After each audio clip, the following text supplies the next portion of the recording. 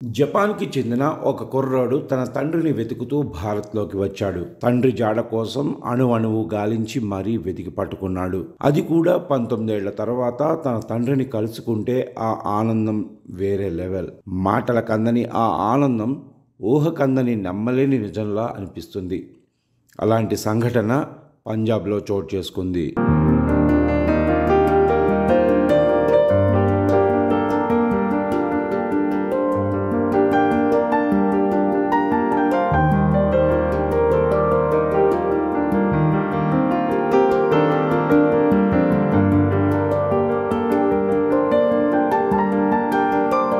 అసలేం జరిగిందంటే పంజాబ్లోని అమృత్సర్కు చెందిన సుఖ్పాల్ సింగ్ థాయిలాండ్లో జపనీస్ మహిళ అయిన సాచీని కలుసుకున్నాడు. 2002 సంవత్సరంలో ఆమెను ఇష్టపడి వివాహం చేసుకున్నాడు. టోక్యో సమీపంలోని చిబాకెన్లో ఆమెతో కలిసి నివసించాడు. కొన్నాళ్లకే వారి వైవాహిక బంధంలో సమస్యలు వచ్చి వారిద్దరూ విడిపోయారు.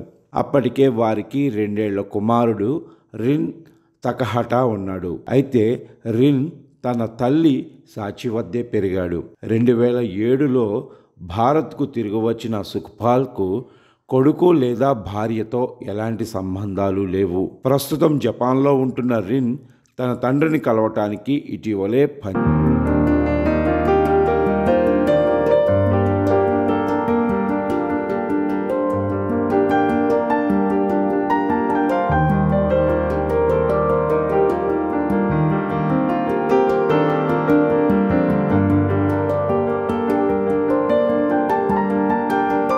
పంజాబ్ వెళ్ళాడు. కేవలం అలనాటి తండ్రి ఫోటో అడ్రస్ సాయంతో అవిశ్రాంతంగా ఆచూకీ కోసం వెతికాడు. చివరికి తండ్రిని కలిసి భావోద్వేగానికి గురయ్యాడు.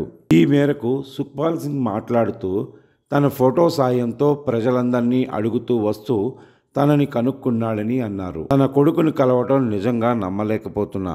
ఇది ఒక కలలా ఉంది. నా కొడుకుని కలవాలని చాలాసార్లు అనుకున్నా, కానీ అది సాధ్యపడనిది అని వదిలేశాను. ఇలా తన కొడుకే తనను వెతుక్కుంటూ వస్తాడని ఊహించలేదని కన్నీళ్లు పెట్టుకున్నాడు సుఖ్పాల్ సింగ్. ఇక రిన్ జపాన్లోని ఒసాకా యూనివర్సిటీ ఆఫ్ ఆర్ట్స్లో ఫ్యామిలీ ట్రీ అనే ప్రాజెక్టులో పనిచేస్తున్నాడు. ఆ సమయంలోనే తన తల్లి వైపు కుటుంబ సభ్యులు తెలుసు తప్ప తన తండ్రి గురించి ఏం తెలియదని గ్రహించి ఎలాగైనా కలుసుకోవాలనే సంకల్పం మొదలైంది రిన్లో. తన తండ్రి ఆచూకీ కోసం గూగుల్ మ్యాప్స్ను ఉపయోగించినట్లు రిన్ తెలిపాడు. ఆగస్టు 15 కల్లా తండ్రి ఉన్న ప్రదేశానికి చేరుకున్నాడు. చివరికి ఆగస్టు 18 నాటికి తన తండ్రిని కలుసుకున్నాడు రిన్. ఇందుకు సంబంధించిన వీడియో ప్రస్తుతం నెట్టింట తెగ వైరల్ అవుతుంది.